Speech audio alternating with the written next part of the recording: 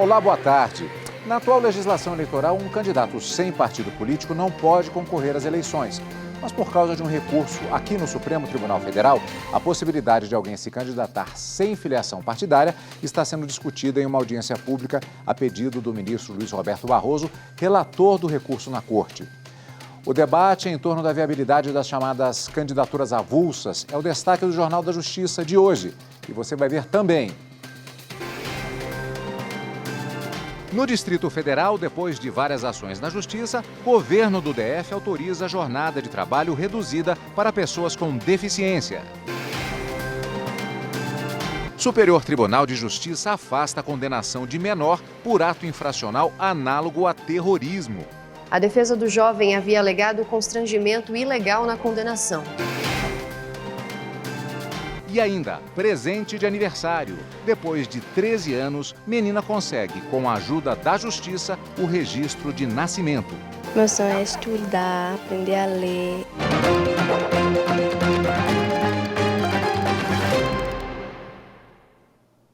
O Supremo Tribunal Federal realiza hoje audiência pública para discutir a viabilidade de candidaturas avulsas, ou seja, sem filiação partidária. O debate tem como objetivo oferecer informações para o julgamento de um recurso sobre o tema. A repórter Carla Lucena acompanha a audiência. Vamos perguntar para ela se há data prevista para o julgamento deste recurso. Boa tarde, Carla. Oi, Cadu, muito boa tarde para você, boa tarde a todos que acompanham aqui o Jornal da Justiça. Olha, ainda não tem uma data definida não, mas o que eu posso dizer para vocês é que o ministro Luiz Roberto Barroso, que convocou esta audiência e é o relator deste recurso que trata aí sobre a validade das candidaturas avulsas, ou seja, aquelas candidaturas de candidatos que não são filiados a nenhum partido, ele disse logo no começo da audiência que pretende já liberar este caso para julgamento no primeiro semestre do ano que vem, só que aí é uma questão então de calendário. Quem define a pauta de julgamentos do plenário é o presidente da Corte, o ministro Dias Toffoli, e caberá a ele então definir quando este caso será levado aí para análise de todos os ministros. Bom, hoje pela manhã nós tivemos então a primeira parte desta audiência pública, falaram basicamente aqui representantes de partidos políticos e olha, a maioria dos parlamentares que estiveram aqui, tanto os senadores como deputados federais, são contrários a essa possibilidade de candidaturas sem que essas pessoas façam parte de nenhuma legenda, ou seja, de nenhum partido. Eles colocaram aí alguns argumentos, como, por exemplo, que pode haver uma dificuldade de como este trabalho é feito hoje na Câmara dos Deputados, que pode haver aí uma certa interferência entre candidatos que não têm partido e candidatos que são, sim, filiados a alguma legenda. Bom, a audiência ela segue agora à tarde, a partir das 3 horas da tarde, vai ser transmitida aqui pela TV Justiça e agora vamos acompanhar na reportagem como foi a primeira parte da audiência. Relator de um recurso sobre as candidaturas avulsas no Supremo, o ministro Luiz Roberto Barroso disse que o momento atual do país exige discussões como essa para ajudar a Corte a construir uma convicção. Democracia se faz com debate público de qualidade, plural, com respeito às diferentes visões acerca do mesmo tema, e depois, ao final, que prevaleça o melhor argumento, ou pelo menos o argumento que se tornou majoritário. Representantes do Senado e também deputados da Câmara falaram contra as candidaturas independentes. Alegam obstáculos em relação ao financiamento dessas campanhas e ainda impasses no funcionamento das casas e no relacionamento entre legislativo e executivo, uma vez que políticos sem partidos podem ter dificuldade para encontrar representatividade nas casas parlamentares. Como seria o relacionamento de um prefeito, de um presidente, de um governador eleito por candidatura avulsa com um parlamento formado por bancadas partidárias? Como seria a formação dessa base? Seria uma convivência tormentosa, porque não haveria uma base de apoio legitimamente formada, ou seja, formada pelo povo. O Senado Federal, o ministro Barroso, ele é radicalmente contra a implementação na via da Judicial Review das candidaturas avulsas. A opção ou não por um modelo de candidaturas avulsas deveria ser tratado no âmbito do Congresso Nacional. Já a deputada estadual pelo PSL paulista, Janaína Pascoal, a mais votada do país, defendeu as candidaturas avulsas. Para ela, os partidos formam um cartel para manter o atual cenário político. Porque eles se unem Eles criam regras para se perpetuarem no poder e para asfixiarem qualquer indivíduo ou qualquer grupo livre que tente se estabelecer ou estabelecer uma ideia diferente. Não fosse um cartel, Excelência, como explicar para a cidadania que, em meio a reformas econômicas tão importantes como a reforma da Previdência, a reforma tributária, a reforma administrativa, os partidos se unam para elevar o fundo eleitoral? O advogado-geral da União, André Mendonça, não adiantou qual lado adotará, mas afirmou que são válidas as contribuições dos especialistas na audiência. O Supremo vai julgar recurso de 2 candidatos que tiveram as candidaturas anuladas pela Justiça Eleitoral do Rio por não serem filiados a nenhum partido. A decisão do STF vai valer para todo o país. Quem também acompanha a sessão e está com a gente aqui nos estúdios da TV Justiça é a consultora jurídica da TV, Gisele Reis. Boa tarde, Gisele. Prazer estar contigo novamente aqui para falarmos a respeito desse tema. Obrigada, Cadu. Boa tarde a todos. Pois é, estamos como vimos inclusive pela audiência da manhã, em jogo as regras relacionadas ao próprio processo democrático. O que prevê a atual legislação em relação a esse instituto de candidaturas avulsas? Existe essa possibilidade? Creio que não. Cadu, o que nós temos hoje em dia previsto na Constituição Federal? Ela estabelece como condições de elegibilidade, ou seja, para que alguém efetivamente concorra a um cargo, né, se candidate numa eleição, ela prevê, dentre outros requisitos, a filiação partidária. E aí é com base nessa prerrogativa prevista na Constituição Federal que muitos defendem que essa condição é uma condição que deve ser obrigatória, ou seja, que não é possível, então, que se tenha candidaturas avulsas. Mas o texto constitucional, ele coloca, são condições de elegibilidade na forma da lei. Então, a grande discussão que se tem aí, até como argumento favorável pela candidatura avulsa, é de que o Pacto de São José da Costa Rica, ele não estabelece a filiação partidária como uma das condições para se candidatar. Então, ele traz uma série de requisitos também, mas não consta lá no texto a filiação partidária. E como o Supremo Tribunal Federal já entendeu que tratados que tratam de direitos humanos, ele tem o status de norma supralegal, então ele anularia aí a legislação, como a lei dos partidos políticos e também a lei das eleições, tudo aquilo que exige a filiação partidária prévia, estaria aí, de certa forma, deixaria de ser exigido em razão do Pacto de São José da Costa Rica. Então, essa é a grande discussão que nós temos. Esse tema é de extrema importância porque nós vivemos atualmente uma crise partidária, porque nós temos ao todo, atualmente, 32 partidos registrados no Tribunal Superior Eleitoral, e nós temos pouca filiação partidária, nós temos pouca adesão da sociedade, de um modo geral, aos partidos políticos e vimos nas últimas eleições, inclusive, abstenção no que diz respeito ao processo eleitoral. Então, é um tema importante de ser debatido. Acredito que foi por esse motivo, inclusive, tanto de levar em consideração os pontos positivos e negativos, que o ministro Luiz Roberto Barroso convocou essa audiência pública. Bom, como você bem disse, se trata exatamente de uma audiência pública. Sim. Ao final, nós não teremos nenhuma conclusão por parte do ministro relator que convocou essa audiência, ou seja, serão colocados os diversos pontos que estão sendo feitos, apresentados nesta audiência, para que o ministro, primeiramente, como relator, ele tenha o seu livre convencimento para, posteriormente, quando da convocação do julgamento, ele apresente o respectivo voto como relator. E depois vem a outra fase, com os demais ministros votando. Isso, Cadu, a audiência pública, eu acredito e gosto, inclusive, de toda vez que eu menciono, esclarecer que ela é um processo democrático, né? É um momento em que o Supremo Tribunal Federal chama a população, a sociedade civil e também todos aqueles que têm autoridade sobre determinada matéria para poder trazer seus argumentos estes que serão levados em consideração pelos ministros no momento de elaborarem os seus votos. Então, a legislação eleitoral, ela traz uma série de requisitos, dentre os quais nós temos na lei do partido político dizendo que é vedada a candidatura avulsa. E tudo isso será analisado, levando-se em consideração tudo o que está sendo mencionado, todas as ideias que estão sendo trazidas, né, por diversos representantes que foram ouvidos na audiência pública nesta manhã e que ainda continuarão sendo ouvidos na tarde desta segunda-feira. Então, tudo isso serve para basear o voto dos ministros, eles levam em consideração porque esse tema ele não traz só o aspecto jurídico, isso pode ter inclusive impacto na questão do coeficiente eleitoral, no tempo de rádio e TV. Então, essa questão da candidatura, vincular ela ou não a um partido político, né, a filiação partidária, pode ter um impacto significativo em todo o sistema eleitoral. Por isso que é importante ouvir todos aqueles envolvidos na temática. E a audiência pública é interessante também porque o próprio telespectador ele pode acompanhar os argumentos que foram apresentados agora pela manhã e continuarão sendo apresentados agora à tarde. Vamos continuar acompanhando. Obrigado pela participação, Gisele. Eu que agradeço.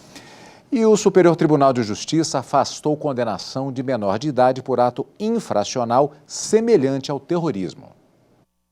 O caso foi analisado pelos ministros da sexta turma, que concederam habeas corpus para um menor de idade e determinaram que seja realizado um novo julgamento pela Justiça Estadual. O caso foi analisado com base na Lei 13.260 de 2016, que trata de atos de terrorismo.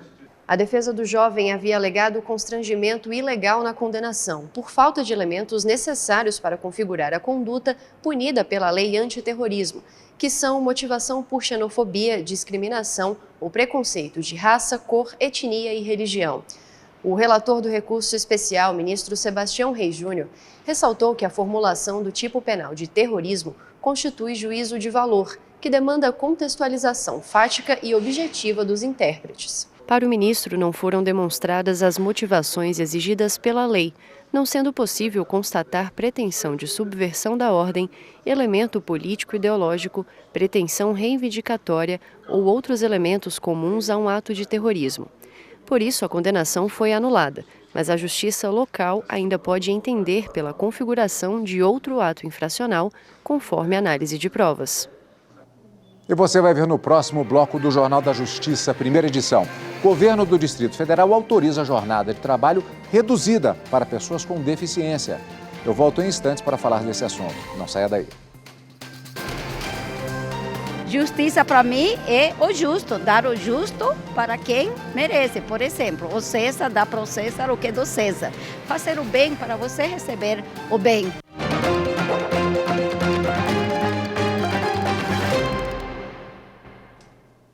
O Tribunal de Justiça do Rio de Janeiro determinou o cumprimento de 5 mandados de prisão e 9 de busca e apreensão na Operação Luz, que investiga crimes ligados à fraude eletrônica nas bombas de combustíveis em diversos postos do estado. Como veremos na reportagem, até o momento 5 pessoas foram presas. De acordo com o inquérito policial, uma organização criminosa especializada alterava a bomba para lesar os consumidores.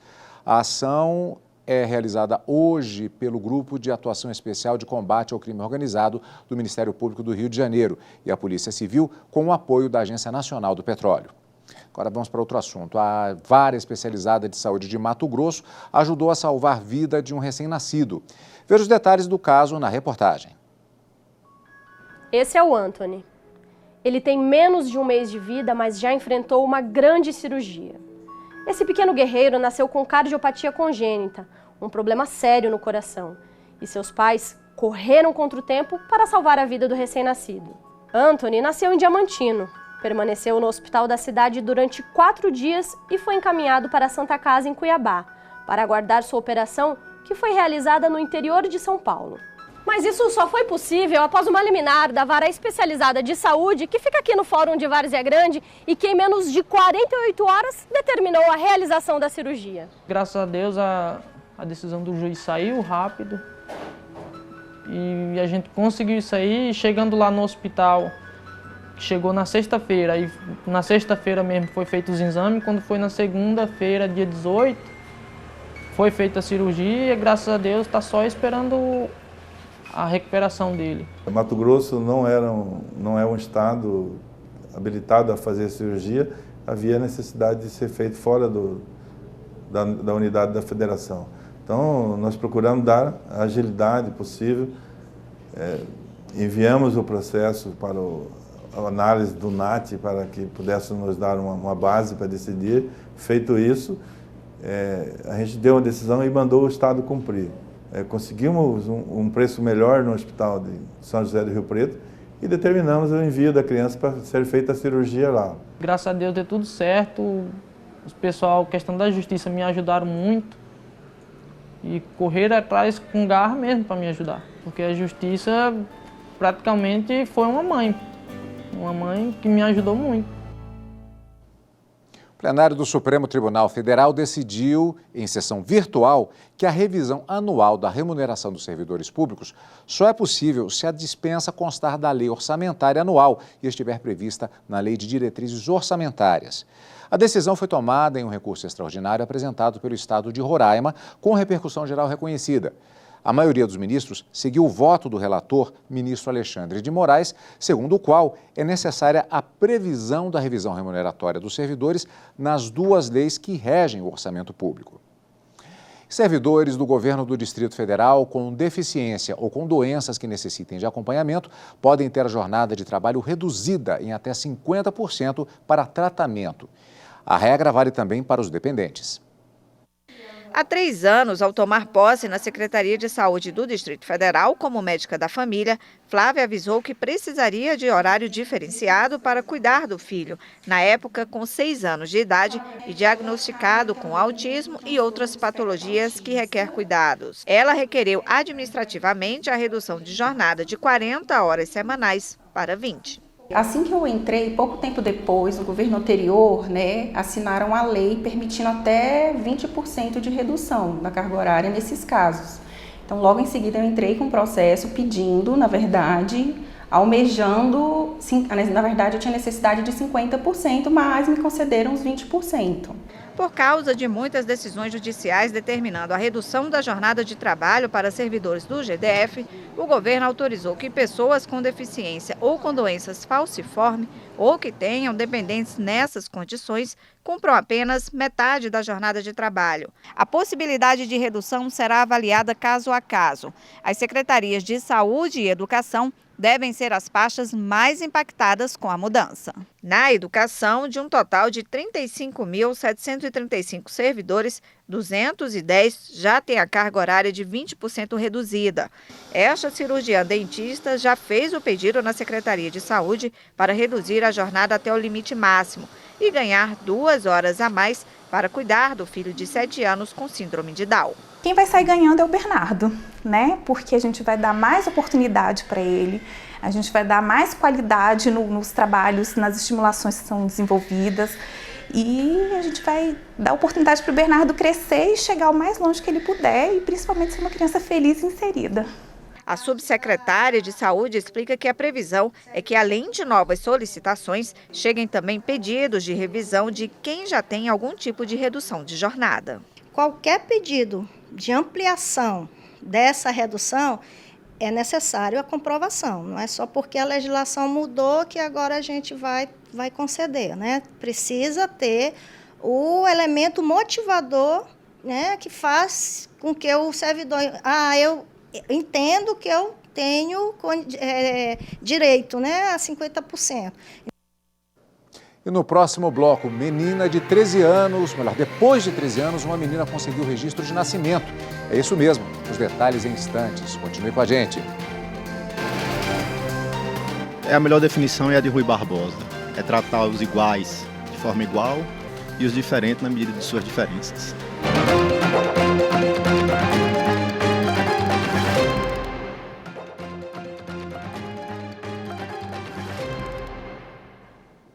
Em Alagoas, a Justiça ajudou a realizar uma festa de aniversário muito especial. Graças ao trabalho do Judiciário, uma menina de 13 anos finalmente conseguiu o registro de nascimento e o direito à cidadania. Analice e Marineide estão caminhando para uma grande mudança de vida.